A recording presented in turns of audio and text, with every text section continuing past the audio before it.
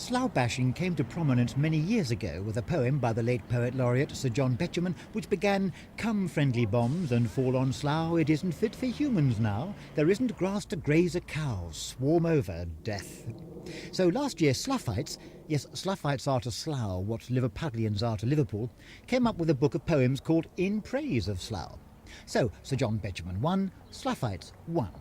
But now Slough folk have just scored an own goal. In the survey on overall quality of life in Britain's intermediate cities carried out by some Glasgow academics, Sloughites who were interviewed came up with opinions on their fair town which, out of 34 towns considered, put Slough right down at number 31. 31 out of 34. Now that might seem dreadful, but the leader of Slough's council is thrilled by how high his town came. We're pleased.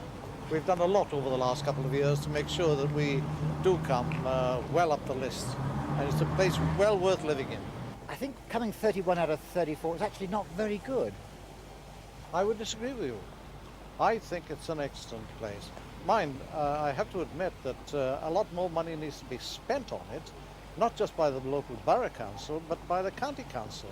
You would think that Slough would always beat any of the other 34 towns mentioned? I do indeed, yes. So we carried out our own brief survey on Slough.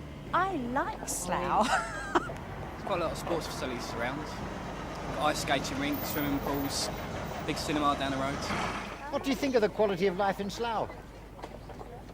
Well, I think it's very good. It's bloody awful. I think it compares all right to other towns. You know, we've got quite a lot of facilities here and everything. Good shops, good cinema now.